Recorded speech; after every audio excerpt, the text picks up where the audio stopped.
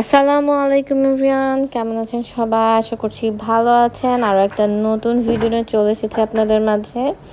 হ্যাঁ, দেখতেই পাচ্ছেন প্যারাগ্লাইডিংয়ের প্রস্তুতি চলছে। আমি অ্যাকচুয়ালি খুবই টেন্স ছিলাম, কারণ আমার অনেক পানি ভীতি আছে। তবু চেষ্টা করলাম পাখির মতো একটু উঠতে।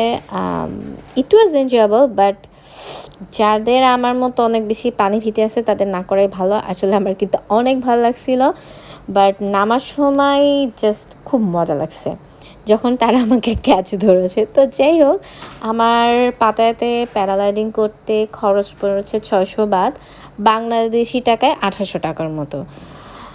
তো যদি মন চায় আমার মতো একটু আকাশে পাখির মতো ডানা মেলে উড়ে নেবেন, তবে ভয় থাকলে বারবার বলছি পানি ভীতি থাকলে না করাই ভালো।